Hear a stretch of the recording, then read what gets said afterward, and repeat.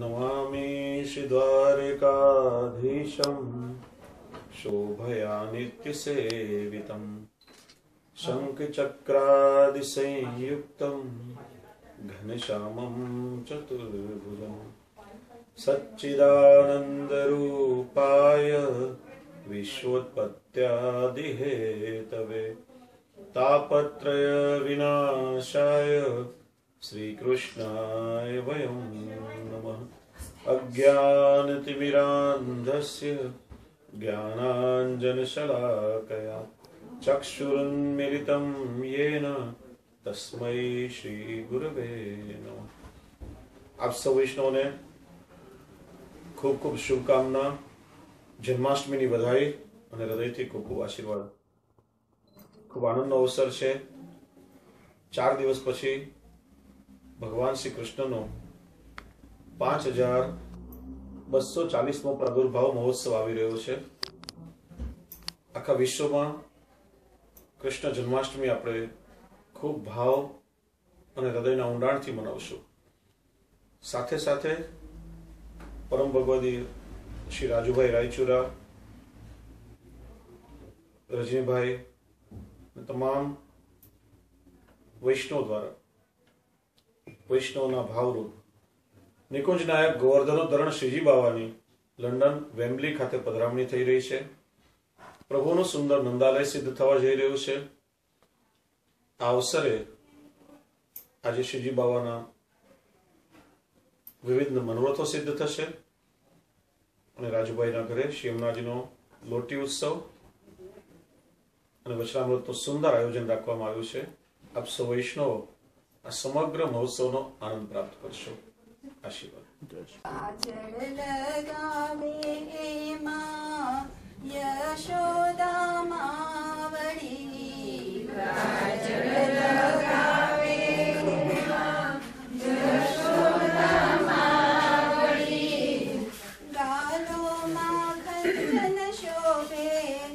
पाले तिलक करी माले श्रीनाथ जी गालो खंजन शोभे पाले तिलक करी माले श्रीनाथ जी मंदिरे माले सखी मारा श्रीनाथ जी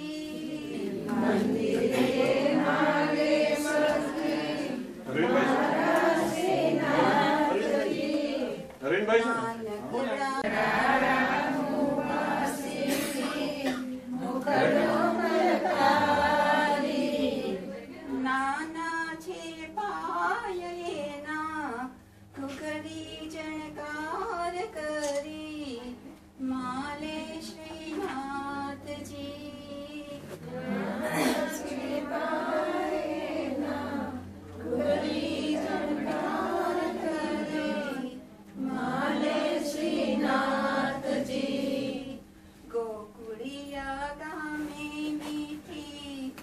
बंसी बजावी गोकुड़िया गामे मीठी बंसी बजावी केली करी गोपी ने माया लगाड़ी केली करी सखी मारा श्रीनाथ जी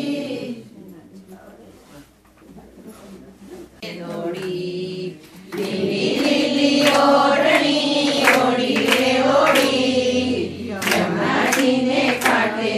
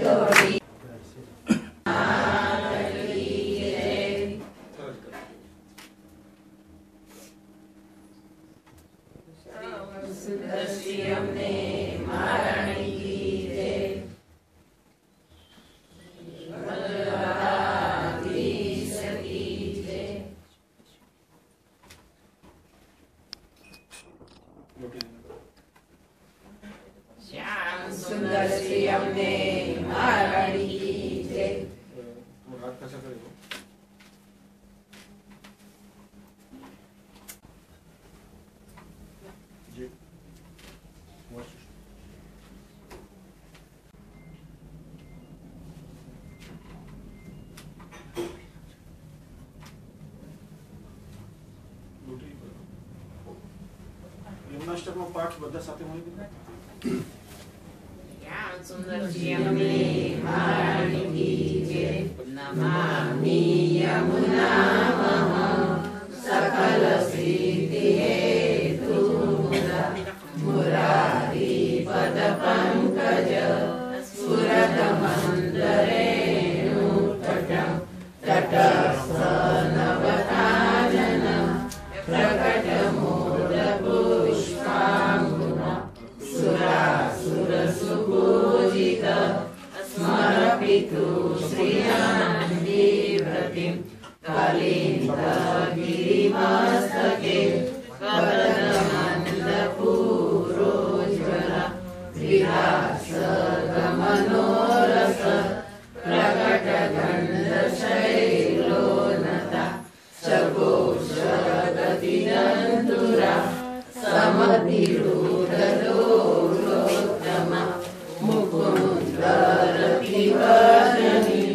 જયતિ પદ્મબંધો સુતા ભુવન ભુવન ભાવની મહિલતા મનેકસ્વને પ્રિયા ગિરિવ સેવિતા શુક્રમયુરમસારિવી તરંગ ભુજતં કણ પ્રકટ મુક્તિકા બાલુકા નિતંબતટ સુંદરી નમત કૃષ્ણ તુર્ય પ્રિય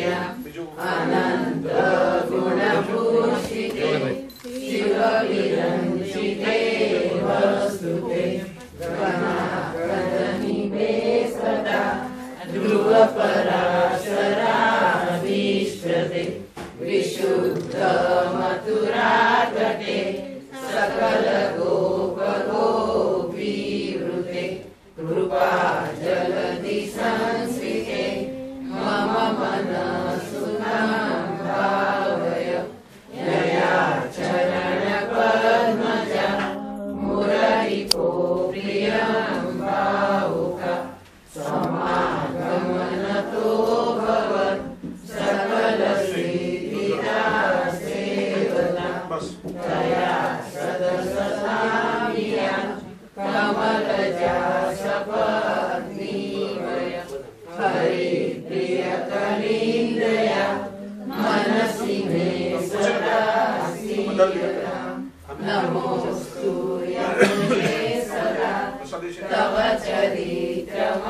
चरित्रमाद्यद्भुतम् न जातु यमयातना भवति ते भयपानत यमोऽपि भगिनी सुता कथमुहन्ति दुष्टानपि प्रियो भवति सेवना तव हरे यथा गोपिका ममास्तु तव सन्निधौ अनुनवत्वमे तावता न दुर्लभतमारति मुररिपो मुकुन्द प्रिये अतोऽस्तु तव लालना सुरधुनी परं सङ्गम तवैव विकीर्तिता ननु कदापि पुष्टिस्थिते स्तुतिं तव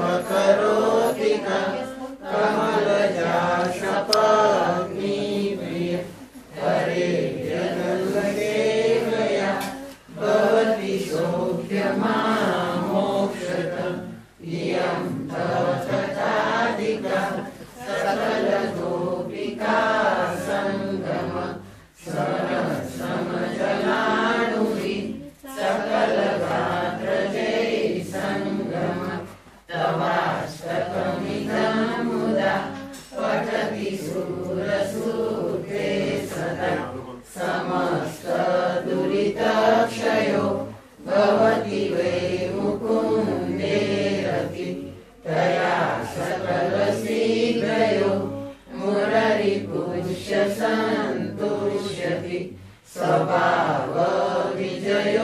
भवेत् वदति वल्लभ श्रीहरि इति श्रीमद्भगवद्गीता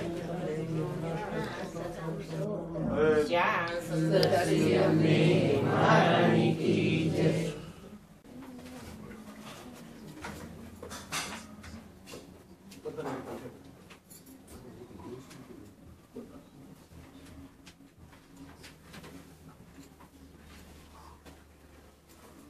विमला जी ने कुछ बोले ना दोस्त बीच बोल कौन है किसी बात बोल दोस्ती बोलो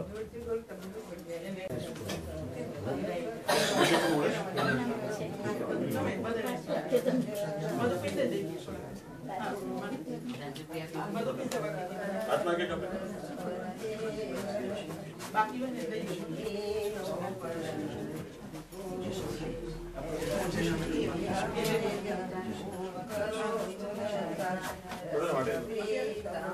तेरे પછી ગમે તે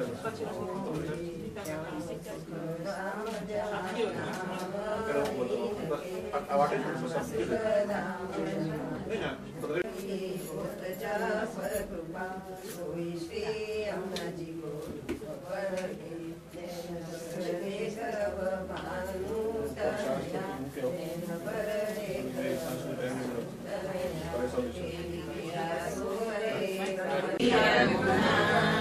ज्योता जन्म सुधार्यो नाता जीवने उतार्यो धन्य धन्य समय यमुना जय जय श्री यमुना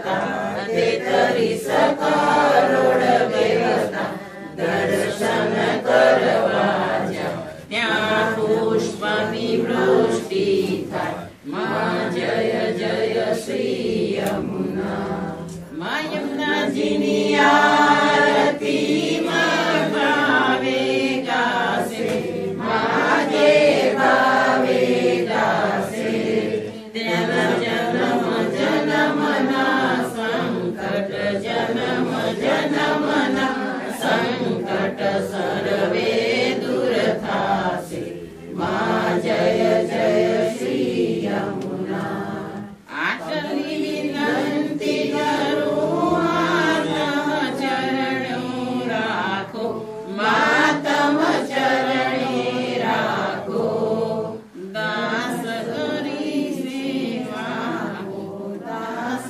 કરી સેવામાં સતમાં વસ્યા માં જય જય શ્રી યમુના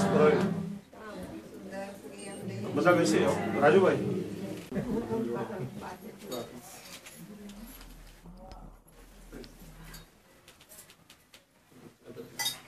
તમે બધા વૈષ્ણવના ચમચીથી લેવડો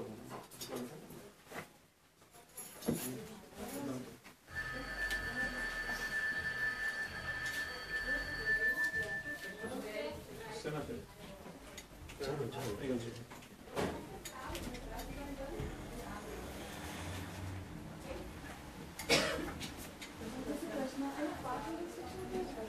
જમનાજી લેવડો પછી મારા પેર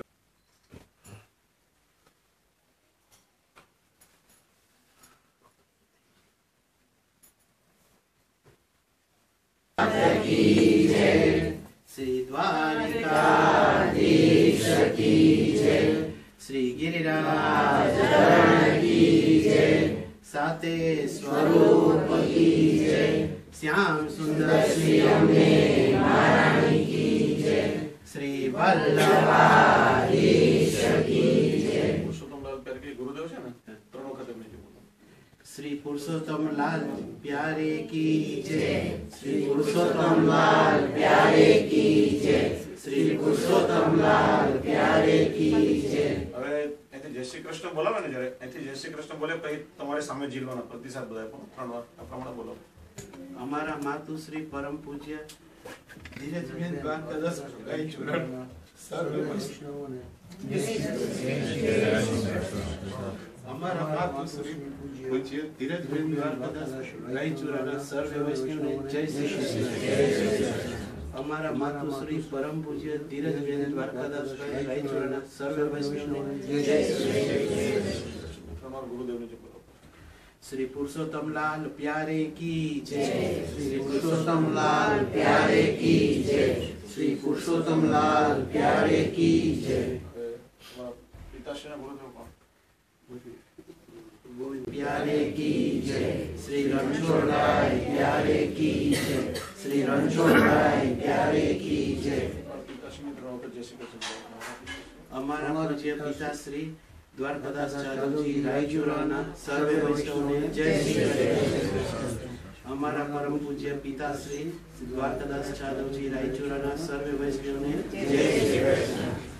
हमारा पूज्य पिता श्री द्वारकादास जादव जी रायचूराना सर्व वैष्णव ने जय श्री कृष्ण। श्री रणछोड़ राय प्यारे की जय श्री रणछोड़ राय प्यारे की जय श्री रणछोड़ राय प्यारे की जय श्री गोवर्धन नाथ की जय श्री द्वारिकाधीश की जय श्री गिरिराज की जय साते स्वरूप की जय श्याम सुंदर श्री अम्बे महारानी की जय श्री वल्लभाधीश की जय।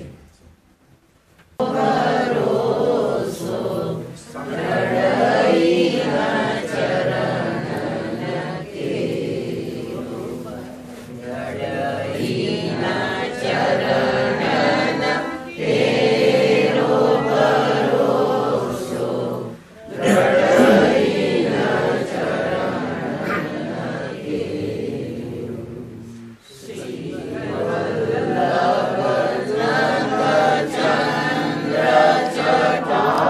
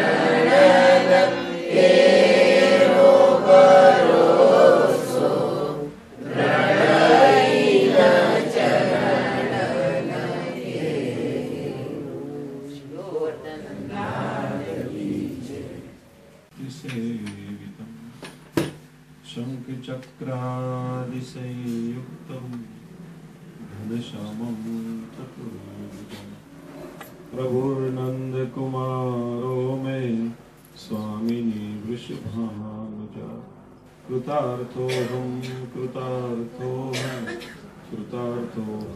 न संशय पुष्टिमार्गीय सर्वज्ञ करुणारसपूरितः श्रेष्ठ फलप्रदाता च तस्मै श्री गुरवे बोलिए श्री द्वारिका श्री वल्लभा श्याम सुंदर श्री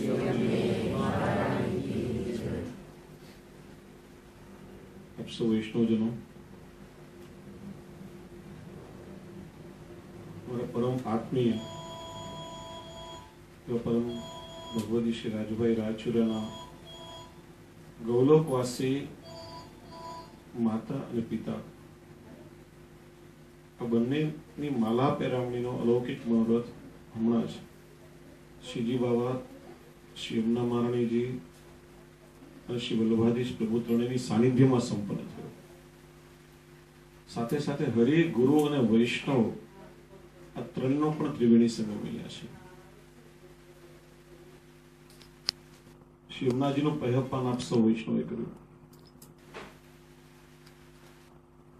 શ્રી યમુના મહારાણીજી પુષ્ટિ જીવોના ભાગ્ય વિધાત્રી છે, વૈષ્ણવનું સર્વસ્વ છે. કેવલ પુષ્ટિ માર્ગમાં જ નહીં, મર્યાદા માર્ગમાં અન્ય સંપ્રદાયોમાં પણ શ્રી યમુનાજીનું આરાધન દેવી સ્વરૂપે થાય છે. વૈષ્ણવ તો અનાદિકાળથી શ્રી યમુનાજીનું સેવન કરે છે. મોટા ભાગના વૈષ્ણવોને શ્રી યમુનાજીના નામ, રૂપ, ગુણ અને લીલાનું મૂળ સ્વરૂપનું બહુ ઓછું જ્ઞાન હોય છે. શ્રી યમુનાજીના વિષયમાં ઘણી બધી ગેરસમજો પણ વૈષ્ણવની અંદર પ્રવર્તી રહી છે. અત્યારે એટલો બધો સમય નથી કે હું વિસ્તારથી સમજાવી શકું, એના માટે તો ઘણા દિવસો જોઈએ. પણ મારું લખેલું પુસ્તક છે યમુના સર્વસ્વ, લગભગ 550 પાનાનું પુસ્તક છે. યમુનાજી સંબંધી કોઈ પણ ગ્રંથ એવો નહીં હોય કે પુસ્તકની અંદર એનો સમન્વય નહીં હોય.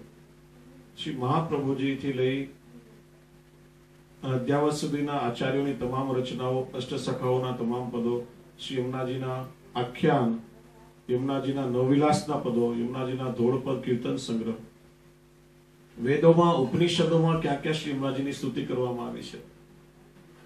શ્રી મહાપ્રભુજીથી પેલા 2500 વર્ષ પહેલા આદિગુરુ શંકરાચાર્યજીએ પણ અષ્ટક દ્વારા યમુનાજીની સ્તુતિ કરી છે. અન્ય સંપ્રદાયના આચાર્યોની જે યમુનાજી સંબંધી રચનાઓ છે, આ બધાનું એમાં સંકલન છે. આખો એક પ્રશ્નોત્તરી વિભાગ છે. યમુનાજી સંબંધી જે પ્રશ્નો વૈષ્ણવના મનમાં ઉદ્ભવે, બધા પ્રશ્નોનું સમાધાન પણ એની અંદર છે. પુસ્તક ખાલી તમે વાંચો તો શ્રી યમુનાજી સંબંધી દરેક પ્રશ્નોનું સમાધાન મળી જાય, આખું યમુનાજીનું મૂળ સ્વરૂપ હૃદયારૂઢ થઈ શકે. ટૂંકમાં ચર્ચા કરીએ. યમુનાજીની ભક્તિ આપણે સૌ કરીએ છીએ. ભક્તિ એટલે શું? પ્રભુ પ્રત્યેનો જે આપણો અલૌકિક દ્રઢ પ્રેમ હોય એને ભક્તિ કહેવાય. લૌકિક પ્રેમ જુદો છે. લૌકિક પ્રેમમાં સ્વાર્થ હોય, અપેક્ષા હોય, વાસના પણ હોય. પણ પ્રભુ પ્રત્યેનો પ્રેમ આપણો અલૌકિક હોય, અહૈતુક હોય, અને એટલા માટે આપણે એને ભક્તિ કહીએ છીએ. પ્રભુની ભક્તિ ક્યારે દ્રઢ થાય? કે જ્યારે એમનું મહાત્મ્ય જ્ઞાન થાય, એમના સ્વરૂપને આપણે સમજીએ, એમની લીલાઓનું ચિંતન કરીએ, એમનું ગુણગાન વારંવાર કરીએ, ત્યારે આપણી પ્રભુની ભક્તિ દ્રઢ થાય છે. શ્રી યમુનાજીની ભક્તિ તો આપણે કરીએ છીએ, પણ દ્રઢ કેવી રીતે થાય? કે જ્યારે શ્રી યમુનાજીનો સાચો પરિચય આપણને થાય. લૌકિકમાં પણ કોઈ વર અને કન્યાનું જ્યારે પરસ્પર વરણ કરવાનું હોય, આજકાલ તો એકબીજાનું ઇન્ટરવ્યુ લેતા હોય. જીવન સાથી તરીકે કોઈની પસંદગી કરવાની હોય, 4 વસ્તુ પર આપણે ધ્યાન આપીએ. સૌથી પહેલા એનું નામ શું? નામ જાણ્યા પછી ખાલી નામ સાંભળીને આપણે પસંદ નથી કરી લેતા, એનું રૂપ કેવું છે. નામ અને રૂપ પસંદ પડે પછી એનામાં કેવા ગુણો રહેલા છે. સારા ગુણો એનામાં હોય, પણ ગુણોનો ઉપયોગ પણ કરવો હોવો જોઈએ ને. એટલે એને જીવનમાં કેવા કેવા કાર્યો કર્યા છે. આ બધી વસ્તુ આપણે યોગ્ય રીતે સમજીએ એટલે આપણો પરિચય એકદમ દ્રઢ થાય અને પછી વર્ણન કરવાની ઈચ્છા થાય. એમ પ્રભુની ભક્તિ દ્રઢ ક્યારે થાય તો કે નામ, રૂપ, ગુણ અને લીલા, આ 4 વસ્તુથી બરાબર પરિચય થાય ત્યારે આપણી પ્રભુની ભક્તિ દ્રઢ થાય છે. સૌથી પહેલા શ્રી યમુનાજીનું નામ યમુના શા માટે? 2 કારણ છે. પ્રાચીન સમયમાં પિતાના, માતાના કે ભાઈના કે કોઈના નામ પરથી પરિચય પ્રમાણે નામ પડવાનું હતું. જેમ કે ભગવાન કૃષ્ણ નંદકુમાર કહેવાયા, રામચંદ્રજી દશરથ નંદન કહેવાયા, રાધાજી વૃષભાન દુલારી કહેવાયા, સીતાજી જનક નંદિની કહેવાયા. એમ યમુનાજીના નામમાં એક નામ આવે છે યમ. બધાને નહીં ખબર હોય, કારણ કે બધાને એનો ભય સતાવતો જ હોય. બધા યમ છે, જરા કકડાટ થાય ને ભણકાર વાગે ક્યારે આવશે? યમનો ભય કોને સતાવે? તો કે જે ધર્મ પ્રમાણે આચરણ ન કરતા હોય એને યમનો ભય સતાવે. યમ એ ધર્મના રાજા છે, નિયમમાં રાખે તે યમ. ઊન એટલે નાનું. ધર્મના રાજા યમ, એમના સૌથી લાડકા નાના બેન, એટલા માટે એમનું નામ છે યમુનાજી. આ સંબંધનો પરિચય છે. શ્રી દ્વારકેશજી ભાવભાવનામાં યમુના નામની વ્યુત્પત્તિ સમજાવે છે. યમયતિ, યમ એટલે લઈ જવું, યમ ધાતુનો અર્થ થાય લઈ જવું. યમયતિ જીવાન કૃષ્ણ સમીપે ઉપરમયતિ ઇતિ યમુના. આપણા જેવા દોષોથી ભરેલા કલિયુગના જીવોનો હાથ પકડી અને પ્રભુ સુધી આપણને લઈ જાય છે, પ્રભુને સોંપે છે, પ્રભુ સુધી પહોંચાડે છે. એટલા માટે એમનું નામ છે યમુના. શ્રી યમુનાજીના નામમાં અપાર સામર્થ્ય છે. શ્રી મહાપ્રભુજી સુબોધનીજીમાં સમજાવે છે, નામ સેવા એ સ્વરૂપ સેવાનું પ્રવેશ દ્વાર છે. પ્રભુનું નામ લેતા લેતા પણ જીવ વિશુદ્ધ થઈને પ્રભુ સુધી પહોંચી શકે છે. પ્રસંગ આપણે ત્યાં કિશોરીબાઈનો તમે વાર્તા સાહિત્યમાં વાંચ્યો જ હશે. નાની ઉંમરમાં પિતાની સાથે રહે, ઠાકોરજીની સેવા કરે, પિતાએ શીખડાવેલો યમુનાષ્ટકનો પાઠ ભાવથી કરે. 9 વર્ષની ઉંમરમાં એના લગ્ન થઈ ગયા, સાસરે ગઈ, સુખેથી રહેવા લાગી, નિત્ય યમુનાષ્ટકનો પિતાએ શીખવાડેલો પાઠ કરે. પ્રભુની ઈચ્છા થોડા સમયમાં પતિનું મૃત્યુ થયું, કિશોરી એકલી થઈ. શરીરમાં કંઈક રોગ નીકળ્યો, પાછી પિતા પાસે રહેવા આવી ગઈ. પિતાનું પણ દેહાંત થયું. શરીરમાં રોગ વધારે થયો, હાથ કામ કરતા કે દરેક મોટી બહેન સાસરેથી ઘરે આવી રસોઈ બનાવીને જમાડી જાય, ચાકરી કરી જાય. પણ હવે તો આ કિશોરીની સેવા મોટી બહેનને પણ ભારે પડે. ન બોલવાના શબ્દો બોલે, ક્યારેક મેણા મારતી જાય. કિશોરીને આ બધું સહન ન થયું, પછી મોટી બહેને પણ સેવા બંધ કરી. કિશોરીની આંખો પણ ચાલી ગઈ, અસહાય બની. આવી પરિસ્થિતિમાં સેવા સ્મરણ બધું છૂટી ગયું. યમુનાષ્ટકનો આખો પાઠ પણ વિસરાઈ ગયો. પણ એક પંક્તિ કેવલ યાદ રહી, વિશુદ્ધ મથુરા તટે સકલ ગોપ ગોપી વૃતે કૃપા જલધિ સંસ્કૃતે મમ મનસ સુખમ ભાવે. એક શ્લોકનો નિરંતર પાઠ કરે. શ્રી યમુનાજીની એવી કૃપા થઈ કે લૌકિક સ્ત્રીનું સ્વરૂપ ધારણ કરી શ્રી યમુનાજી પધાર્યા. કિશોરીને પરિચય આપ્યો કે હું તારી દૂરની સગી થાઉં છું, મારું નામ યમુના છે. ને યમુનાજી પોતે લૌકિક સ્ત્રીનું સ્વરૂપ ધારણ કરી કિશોરીની સેવા કરી. એ ગામમાં શ્રી ગુસાઈજી પધાર્યા. વૈષ્ણવ વિનંતી કરી કે પ્રભુ આપની સેવક છે, બહુ અસહાય ને દુઃખી છે, આપ કૃપા કરી જીવનો ઉદ્ધાર કરો. શ્રી ગુસાઈજી કિશોરીના ઘરે પધાર્યા તો આપે દર્શન કરે કે સાક્ષાત શ્રી યમુના મહારાણીજી લૌકિક સ્ત્રીનું રૂપ ધારણ કરી કિશોરીની સેવા કરે છે. શ્રી ગુસાઈજીએ માથા પર પોતાનો શ્રીહસ્ત પધરાવીને આશીર્વાદ આપ્યા. કિશોરીની દ્રષ્ટિ અલૌકિક થઈ. શ્રી યમુનાજીના અને શ્રી ગુસાઈજીના સાક્ષાત ઠાકોરજી સ્વરૂપે દર્શન થયા. યમુનાજીની કૃપાથી બધો શરીરનો રોગ ચાલ્યો ગયો. તનુ નવત્વ એટલે તન એ અલૌકિક ભગવત સેવોપયોગી બની ગયું. વિનંતી કૃપાનાથ, શ્રી યમુનાજી મારા માટે આટલો પરિશ્રમ કર્યો, આ જીવ માટે આટલો બધો પરિશ્રમ કર્યો, આપ કૃપા કરીને પધાર્યો.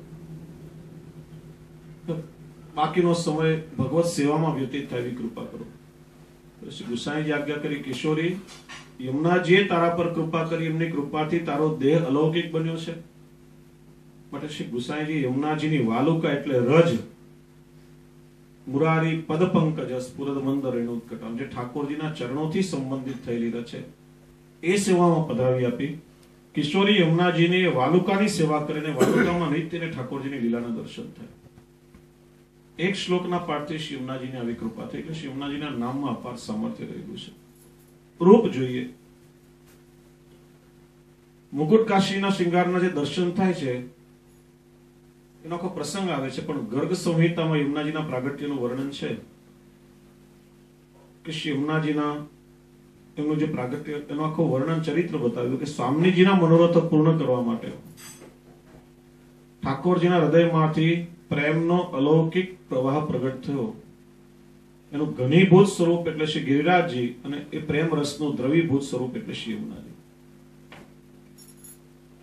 સ્વામી સ્વરૂપે પ્રગટ થયા. સ્વામીજી જેવા સુંદર, પણ શ્યામ સુંદરનું ચિંતન કરતા કરતા પ્રગટ થયા. હું શ્યામ સુંદરની છું, એમના સુખ માટે મારું પ્રાગટ્ય થયું છે. મારા શ્યામ સુંદરની પ્રસન્નતા સિવાય મારી જુદી કોઈ પ્રસન્નતા હોઈ શકે જ નહીં. મારા પ્રભુના સુખમાં જ મારું સુખ છે. એને કહેવાય કીટ ભ્રમર ન્યાય. સતત એમનું સ્મરણ કરતા પ્રગટ થાય એટલે યમુનાજીનું સ્વરૂપ પણ ઠાકોરજીના જેવું શ્યામ બની ગયું. કીટ ભ્રમર ન્યાય એટલે સાંભળ્યું હશે કે પેલી ભમરી કોઈ જીવડાને પકડીને લઈ જાય પછી ને ડંખ માર્યા કરે. ભમરીના ડંખ ખાઈ ખાઈને પેલું જીવડું નિરંતર ભમરીનું સ્મરણ કરે.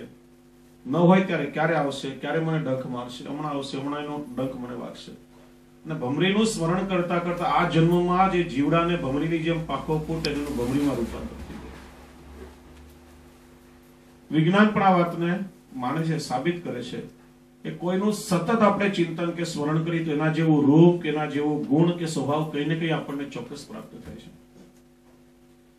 એટલે સેવાના પ્રકારમાં શ્રી મહાપ્રભુજી આજ્ઞા કરી. સેવા એટલે આપણે ઠાકોરજીના જગાડ્યા અને સ્નાન કરાવ્યા અને સામગ્રી ધરીને પોડાને ક્રિયાઓનું નામ સેવા નહીં, ચેતસ્ત પ્રવણમ સેવા. મનનું સંપૂર્ણ પ્રભુમાં એક રૂપ થઈ જવું એનું નામ સેવા, ને ત્યારે જ પ્રભુના સ્વરૂપાનંદનો અનુભવ થાય. મેં કોઈ એક મહાનુભાવનો પ્રસંગ વાંચ્યો હતો, એમના જીવનના અનુભવના પ્રસંગો. એમણે દેવીની ઉપાસના કરી અને એમાં એટલા બધા તન્મય બની ગયા કે દેવીની સાધના કરતા કરતા એમના શરીરમાં પણ સ્ત્રીના જેવા ચિહ્નો પ્રગટ થવા લાગ્યા. એ દેવીની ઉપાસના છોડી એમણે હનુમાનજીની ભક્તિ કરી. એમાં પણ એટલા બધા તલ્લીન થયા કે એમને પણ હનુમાનજીને પૂછડું હોવા લાગ્યું. આ વાત સત્ય છે કે જેનું આપણે બહુ સ્મરણ કરીએ એના જેવું રૂપ ગુણ સ્વભાવ કઈ મળે. યમુનાજી ઠાકોરજીનું નિરંતર સ્મરણ કરતા પ્રગટ થયા એટલે યમુનાજીનું સ્વરૂપ પણ ઠાકોરજીના જેવું શ્યામ થઈ ગયું. મુકુટ કાશીના શૃંગારનું જે આપણે સ્વરૂપ દર્શન કરીએ છીએ એનો પ્રસંગ બહુ સુંદર આવે છે કે એકવાર નિત્ય લીલામાં સ્વામીજીએ પ્રભુને વિનંતી કરી કે પ્રભુ, હું રોજ માન ધારણ કરું ને આપ મારું માન છોડાવો. પ્રભુ કે માં નવાઈ શું, તમારો સ્ત્રીઓનો સ્વભાવ રિસાઈ જવાનો, અમારે તો મનાવવા જ પડે ને. પ્રભુ આજે મારું મનોરથ છે, આપ માન ધારણ કરો ને હું આપનું માન છોડાવું. પ્રભુ કે રહેવા દો, એક તો અમને પુરુષોને રિસાતા આવડે નહીં, ને રિસાશું તો તમે કોઈ રીતે નહીં મનાવી શકો. પણ સ્ત્રી હઠ અને રાજરાણીની હઠ. સ્વામીજીનો મનોરથ પૂરો કરવા ઠાકોરજીએ માન ધારણ કર્યું. સ્વામીજીએ લાખ ઉપાય કર્યો પણ પ્રભુ ન માન્યા તે ન માન્યા. ત્યારે શ્રી યમુનાજી પધાર્યા, વિનંતી કરી કે ઠાકોરજીને મનાવવાનો ઉપાય મારી પાસે છે. આપના શ્રીયસ્થી આપણે ઠાકોરજીનો મુકુટ કાશીનો શૃંગાર ધારણ કરાવો, અને જો હમણાં પ્રભુને કેવા મનાવીને લાવું છું. સ્વામીજીએ પોતાના શ્રીયસ્થી મુકુટ કાશીનો શૃંગાર યમુનાજીને ધરાવ્યો. પ્રભુના સુખ માટે કમલની માળા હાથમાં પધરાવીને ગયા. પ્રભુને ધરાવી વિનંતી કરી, કૃપાનાથ હવે માન છોડો અને નિત્ય રાસમાં પધારો. પ્રભુએ કહ્યું કે મેં તો સ્વામીજીથી માન ધારણ કર્યું છે, આપની સાથે ક્યાં માન છે? તો કહ્યું કે પ્રભુ, સ્વામીજીએ ક્યારની હાર સ્વીકારી લીધી છે, હવે આપ પધારો. ત્યારે શ્રી યમુનાજી ઠાકોરજીનો શ્રેયસ પકડી સ્વામીજી પાસે લઈ આવ્યા અને યુગલ સ્વરૂપનો માન મિલાપ કરાવ્યો. આખા વ્રજ ભક્તોને શ્રી યમુનાજી અત્યંત પ્રિય થયા અને ત્યારે યુગલ સ્વરૂપે કહ્યું, મુકુટ કાશીના શૃંગારમાં બહુ સુંદર લાગો છો. અને ત્યારથી યુગલ સ્વરૂપની પ્રસન્નતા માટે શ્રી યમુનાજી નિત્ય મુકુટ કાશીનો શૃંગાર ધારણ કરે છે. આવું સુંદર શ્રી યમુનાજીનું સ્વરૂપ છે. ગુણ જોઈએ તો શ્રી યમુનાજી નિર્ગુણ ભક્તોના સ્વામી છે. નિર્ગુણ ભક્તિ કોને કહેવાય? કે જેમાં એકમાત્ર કામના કે મારા પ્રભુ કઈ રીતે પ્રસન્ન રહે, શું કરું એનાથી મારા પ્રભુને આનંદ આવે.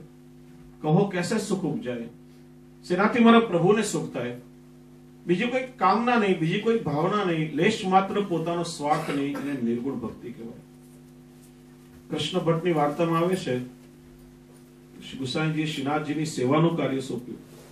શ્રીનાથજીની સેવા તો કરે પણ ચણસ્પર્શ કરે નહીં. ત્યારે શ્રીજી બાબાએ સ્વયં શ્રી ગુસાઈજીને ફરિયાદ કરી કે આ તમારો સેવક મારી સેવા કરે છે પણ ચરણસ્પર્શ કરતો નથી. શ્રી ગુસાઈજીએ પૂછ્યું, કૃષ્ણ ભટ્ટ તમે ચરણસ્પર્શ કેમ કરતા નથી? વિનંતી કરી, કૃપાનાથ આપ જ આજ્ઞા કરો છો કે સેવા પ્રભુના સુખ માટે હોય અને ચરણસ્પર્શ તો હું મારા સુખ માટે કરું, એમાં પ્રભુને શું પ્રસન્નતા? ત્યારે શ્રીનાથજી આજ્ઞા કરી કે મને સુખ થાય તો ચરણસ્પર્શ કરે કે નહીં? તો પ્રભુ આપને પ્રસન્નતા થાય તો એક વાર નહીં 1000 વાર આપના ચરણસ્પર્શ કરો. એટલે શ્રીજી બાબાએ પોતાનો ચરણ લાંબો કરીને કૃષ્ણ ભટ્ટને ચરણસ્પર્શ કરાવ્યો છે. પ્રભુને પરિશ્રમ ન થાય, પ્રભુના સુખ માટે ચરણસ્પર્શ નહીં કરે, એ નિર્ગુણ ભક્તિ છે. કેવળ ભગવત સુખની કામના. યમુનાજી કેવળ ઠાકોરજીનું સુખ વિચારનારા નથી, સમગ્ર વ્રજ પરિકરનું સુખ વિચારનારા છે, એટલે નિર્ગુણ ભક્તોના સ્વામીની છે.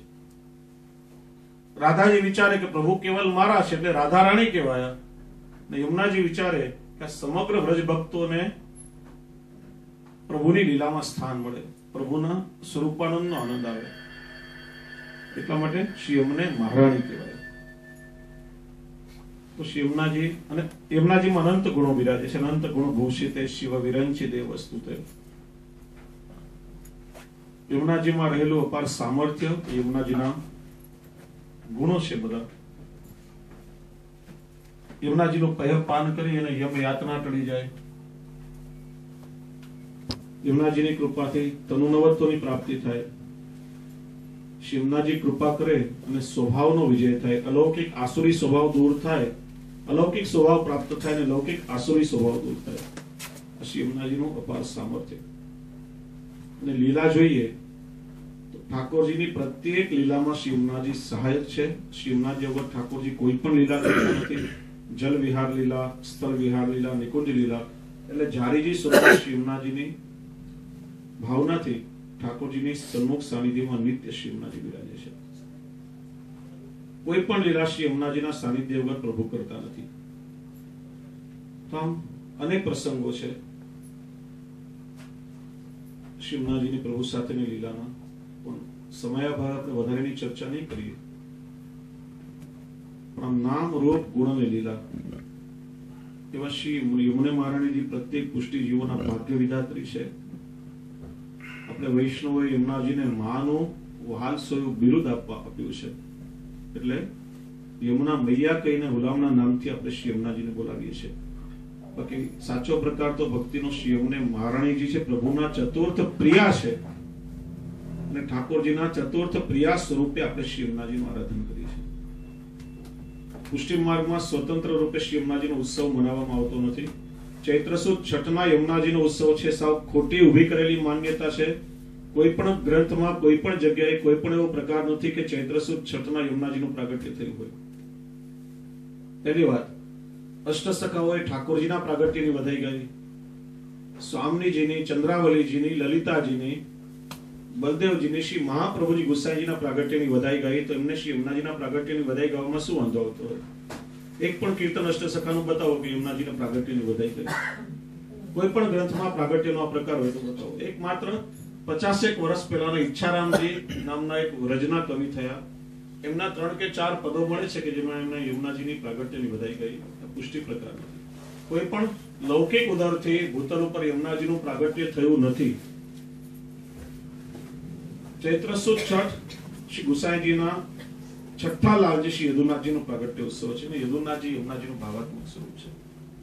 ચૈત્ર સુદ છઠના યમુનાજીના પ્રાગટ્યનો પ્રકાર નથી. 2 પ્રકાર પ્રાગટ્યના મળે છે. એક તો શ્રાવણ સુદ ત્રીજના દિવસે શ્રી મહાપ્રભુજીના પ્રશ્નનું સમાધાન કરવા શ્રી યમુનાજી સ્વયં પ્રગટ થયા. ઠકરાણી ઘાટ અને ગોવિંદ ઘાટનું નિરાકરણ કરીને ત્યારે શ્રી મહાપ્રભુજીએ યમુનાષ્ટક દ્વારા સ્તુતિ કરી. એટલે ઠકરાણી ત્રીજ યમુનાજીનો ઉત્સવ મનાવ્યો. બીજો પ્રકાર, ગર્ગ સંહિતામાં યમુનાજીના પ્રાગટ્યનું આખું વર્ણન છે. ગંગાજી પ્રભુના ચરણમાંથી પ્રગટ થયા, શ્રી યમુનાજી ઠાકોરજીના હૃદયમાંથી પ્રગટ થયા. બંનેનું અવતરણ ભૂતલ ઉપર સાથે થયું છે. ગંગોત્રી હિમાલયની ગિરિમાળામાંથી ગંગાજી અવતરણ થયું, પધાર્યા. યમનોત્રી પર થઈ કલિંદ પર્વત પર થઈને શ્રી યમુનાજી પધાર્યા. કાલિંદી નામ પડવાનું આ પણ એક કારણ.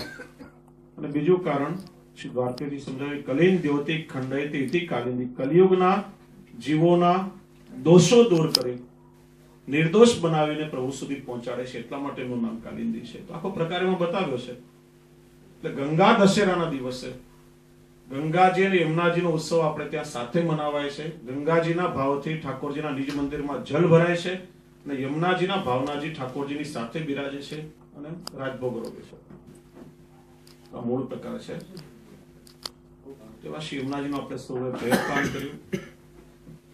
શ્રી યમુનાજીને આપણે વિનંતી કરીએ, આપની કૃપાથી આપણી પુષ્ટિ ભક્તિ દ્રઢ થાય, દોષો બધા દૂર થાય, આપણા સૌનો સ્વભાવ અલૌકિક ભગવદી બને અને આપણે સૌ ઠાકોરજીના અત્યંત પ્રિય બની. શ્રી યમુનાજીની કૃપાથી ઠાકોરજીની લીલાનો આપણને અનુભવ થાય. સાથે સાથે એ પણ કેવું છે કે અમારા રાજુભાઈના ગૌલોકવાસી પરમ ભગવતી એમના માતુશ્રી અને એમના પિતાશ્રી બંનેની માલા પહેરામણી સંપન્ન થઈ. મેં એમની માતૃભક્તિ ને પિતૃભક્તિ જોઈ છે. હું તો વર્ષોથી 1990 થી લંડનમાં અનેક વખત આવ્યો છું. ખરેખર એમના મા બાપની એમને જે રીતે સેવા કરી એ ભાગ્યશાળી છે અને વડીલોના આશીર્વાદ પણ એમને પ્રાપ્ત કર્યા. મા બાપનું સ્થાન જીવનમાં ભગવત તુલ્ય છે. પ્રભુના દર્શન કોને થાય? જેના પર પ્રભુની કૃપા થાય. પ્રભુ કૃપા કરીને વર્ણન કરે એ જીવને પ્રભુના દર્શન થાય. બધાનું સામર્થ્ય નથી. પણ જે મા બાપ દ્વારા આપણને શરીર મળ્યું છે, જે મા બાપના કારણે આ ભૂતલ ઉપર આપણો જન્મ થયો છે, એ આપણા માટે સાક્ષાત ભગવાનનું સ્વરૂપ કહી શકાય. મા બાપ એ જીવનમાં પહેલું પગથિયું છે. માતા અને પિતા કૃપા કરે ત્યારે જીવ ગુરુ સુધી પહોંચે છે. મા બાપ સારા સંસ્કારો આપી પાયો મજબૂત કરીને આપણને ગુરુ સુધી પહોંચાડે છે. ગુરુ કૃપા કરી આપણને શુદ્ધ બનાવી આપણી પાત્રતા કરીને પછી આપણને પ્રભુ સુધી પહોંચાડે છે. મા બાપનો આદર નહીં કરો જીવનમાં તો ગુરુની કૃપા નહીં થાય અને ગુરુ વગર જીવ ઠાકોરજી સુધી નહીં પહોંચી શકે. જેના ભાગ્ય હોય એને જ જીવનમાં માતા અને પિતાની સેવા મળે છે. માતા અને પિતા એ આપણા સંસ્કાર ગુરુ કહેવાય છે. પહેલો સંબંધ જન્મતાની સાથે માતા પિતા સાથે હોય છે. નાનપણથી યોગ્ય સંસ્કાર દ્વારા આપણા જીવનનું ઘડતર કરી પાયો મજબૂત કરે છે. મા બાપની સૌથી મોટી જવાબદારી છે. આજના સંતાનોમાં એક બહુ જ મોટો દોષ દેખાય છે. ધીરે ધીરે આપણી સંસ્કૃતિનું જે પશ્ચિમીકરણ થઈ રહ્યું છે, ઘરમાં કૂતરા પાળે, બિલાડા પાળે, પેટ્સ ઘરમાં રાખે, ઘરમાં મા બાપને સ્થાન નથી દીધું. દિવસે દિવસે આપણે ત્યાં ઘરડા ઘર આજે વધી રહ્યા છે. જે આપણી પરંપરા કે છે માતૃ દેવો ભવ, પિતૃ દેવો ભવ, આચાર્ય દેવો ભવ અને અતિથિ દેવો ભવ. અતિથિ કોને કહેવાય? જેના આવવાની કોઈ તિથિ જ નક્કી ના હોય, ગમે ત્યારે અચાનક આવે તો પણ આમ રાજી થાય કે આજે મારા અહોભાગ્ય, આજે વૈષ્ણવ પધારે અમારે આંગણે રહેલો, ભાવથી કરું સન્માન. જો અતિથિને પણ ભગવદ રૂપ માનીને આપણે ત્યાં એનું સ્વાગત કરવાની પરંપરા છે. ત્યાં મા બાપને ઘરની બહાર મૂકવાની તો વાત જ ક્યાંથી આવે? બહુ દુઃખની બાબત છે. વેસ્ટર્ન કલ્ચરના પ્રભાવમાં આપણે લોકો જીવી રહ્યા છીએ. ફાધર્સ ડે કે મધર્સ ડે ના દિવસે મા બાપને એકાદ ગિફ્ટ આપીને આપણે સંતોષ મનાવી લઈએ. આપણી ભારતીય પરંપરામાં 365 દિવસ ફાધર્સ ડે અને મધર્સ ડે, એના માટે જુદા દિવસની કલ્પના નથી. આ વૃદ્ધાશ્રમ કે ઘરડા ઘરની પરિકલ્પના એ લોકો માટે છે કે જેના કોઈ સંતાનો નથી, નિરાધાર છે, એકલા છે, અથવા તો કોઈ પોતાના સ્વભાવથી પરિવારમાં સેટ નથી થઈ શકતા એવા લોકો માટેની એક વ્યવસ્થા છે. પણ જેમને 2-3 સંતાનો હોય, એક દીકરાના ઘરમાં રહે તો કે આજે મારી પાસે સમય નથી, સાંજે બીજા દીકરાને ત્યાં જમવા જવું પડે, ત્રીજા દિવસે ત્રીજા દીકરાને ત્યાં. પછી ધીરે ધીરે કોઈના ઘરમાં સ્થાન ન મળે, બિચારાને વૃદ્ધાશ્રમમાં સારો લેવો પડે. ખરેખર આપણા ધર્મ અને સંસ્કૃતિનું મોટામાં મોટું પતન કહી શકાય. નાનપણથી જો આપણે આપણા બાળકોને એવા સંસ્કાર આપે. પહેલી વાત એ મારે કહેવી છે કે આજની આ દુર્દશા જે થઈ રહી છે એમાં થોડું કારણ એના નિમિત્ત આપણે લોકો પણ છીએ. કારણ કે આપણે લોકો બાળકો પાસે સારા સંસ્કારની અપેક્ષા રાખી વારંવાર એમને ઉપદેશ આપીએ, ક્યારે અસર થતો નથી. બાળકો એ મા બાપના સંસ્કારનું પ્રતિબિંબ કહેવાય છે. ઓબ્ઝર્વેશન કરતા હોય કે અમારા મા બાપ શું કરી રહ્યા છે, એમનું આચરણ કેવું છે. તમે તમારા ઘરમાં તમારા વડીલોની મા બાપની સેવા કરશો અને એ તમારા સંતાનો જોશે તો ચોક્કસ તમારી સેવા કરશે. તમે વડીલોની સેવા નહીં કરો, એમની ઉપેક્ષા કરશો અને તમારા સંતાનો પાસે બાળકો સેવા કરી અપેક્ષા રાખશો તો એ ક્યારે સફળ નહીં થાય. સારા ઉત્તમ સંસ્કારો આપણે જાતે આચરણમાં મૂકીને બાળકોને આપવા પડે છે. નાનપણથી જો એ ચરિત્રનો પાયો સારી રીતે ઘડાયો હોય અને મજબૂત હોય તો આપણને કોઈ ચિંતાનું કારણ નથી. એટલે આ વસ્તુ બહુ જરૂરી છે. આ પરસ્પર સમજવાની વાત છે. મા બાપની પણ બહુ મોટી જવાબદારી છે કે આપણા સંતાનો પર થોડું ધ્યાન આપીએ, પાસે બેસાડીને પ્રેમથી એમના પ્રશ્નો સમજવાનો પ્રયત્ન કરીએ. કારણ કે જનરેશન ગેપ હંમેશા રહેવાનો છે, વિચારધારાઓમાં પરિવર્તન આવવાનું છે. વિચારભેદ પરિવારમાં થઈ શકે પણ મનભેદ ક્યારે પણ ના થવો જોઈએ. જે વિચારભેદ મતભેદ એ મનભેદ સુધી પહોંચે ત્યારે જ ઘણા બધા પ્રશ્નો ઉપસ્થિત થાય છે. આપણી પણ જવાબદારી છે કે બાળકોની સાથે હળીમળી એમને થોડું અનુરૂપ થવું જોઈએ, એમના પ્રશ્નો જાણી એમની મૂંઝવણ દૂર કરવી જોઈએ. અને બાળકોની પણ જવાબદારી છે કે મા બાપની ક્યારે પણ જીવનમાં ઉપેક્ષા નહીં કરવી. મોટી ઉંમરમાં માતા પિતાને પણ બાળકો પાસે પ્રેમ અને હૂંફની અપેક્ષા હોય છે. એ આપણી પાસે કંઈ નથી માંગતા. મા બાપે આપણને નાનપણથી બોલતા શીખડાવ્યું, આંગળી પકડીને ચાલતા શીખડાવ્યું, સંસ્કારો આપ્યા. એનું ઋણ આપણે જીવનમાં ક્યારે પણ ચૂકવી શકતા નથી. ઉમાશંકર જોશી નામના ચિંતકે બહુ સરસ વાત કરી છે કે માનું ઋણ કોણ ચૂકવી શક્યું છે. માનું ઋણ અનેકવિધ હોય છે, ખરું જોતા એ ઋણ નથી.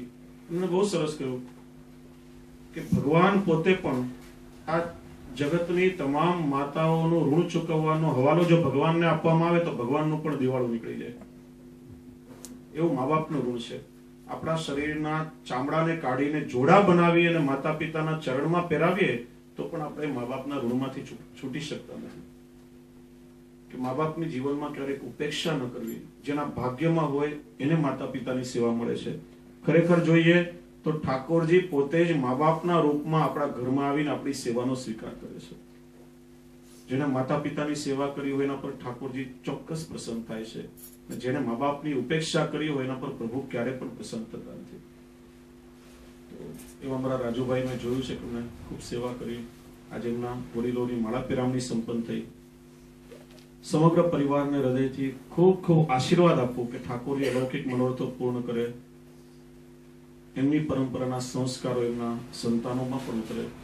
અને પણ હું જોઈ રહ્યો છું કે યંગ એજના હોવા છતાં સાથે સાથે દરેક સેવામાં જોડાય છે. ઠાકોરજીની સેવામાં પણ તત્પર છે, ગુરુની સેવામાં પણ એટલા પરાયણ છે. બસ આ જ વારસો ને આ જ પરંપરા આપણે જાળવવાની છે.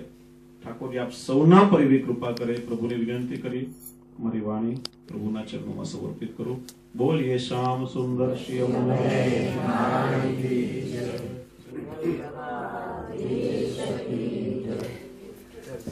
દીપેશ અમેરિકા કેલિફોર્નિયામાં રહે છે. એમનો આજે જન્મદિવસ છે, એમની બર્થડે છે. એમના જન્મદિવસના ઉપલક્ષમાંની ખુશીમાં મારા રાજુભાઈનો પરિવાર અહીંયા બધાની સામે કેક કાપશે. આપણે અહીંયા જે દેશમાં રહીએ છીએ એની પરંપરાનો પણ થોડો સ્વીકાર કરીએ, એમાં કંઈ ખોટું નથી. એટલે આનંદનો ઉત્સવ છે અને એ આનંદ પ્રભુની સન્મુખ સાનિધ્યમાં કેક કાપીને વ્યક્ત કરી રહ્યા છે. તો ભલે દીપેશ ત્યાં કેલિફોર્નિયામાં હોય, અમેરિકામાં હોય, પણ એનું મન પણ અત્યારે નિરંતર અહીંયા છે. આપણને બધાને મિસ કરી રહ્યો છે. તો દીપેશને પણ હૃદયથી ખૂબ ખૂબ આશીર્વાદ આપું કે એનું ભવિષ્ય પણ ખૂબ ઉજ્જવળ થાય અને ધર્મના સંસ્કારનો વારસો એને પણ મળે.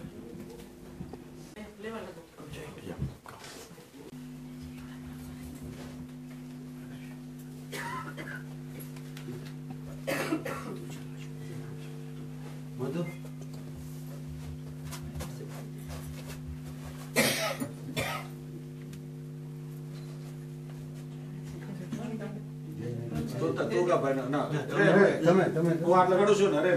બરાબર છે. મેં ક્યારેય નથી કાપી જમીમાં.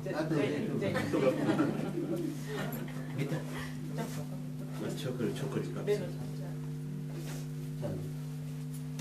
સરસ.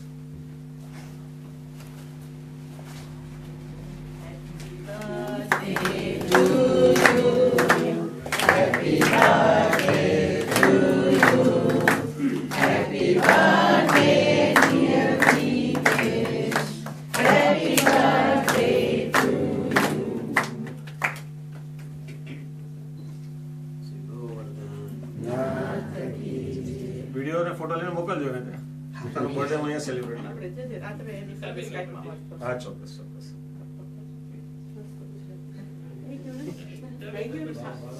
એનું મોટું મીઠું કરાવવા માટે શું કરવું? મોટું મોટું ખોલશે અહીંયા તો આપણે કેટલા નીકળવાનું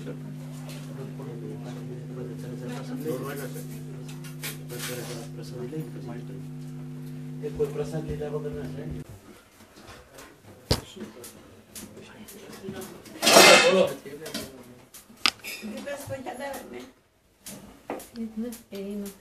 બધી જગ્યાએ વિચાર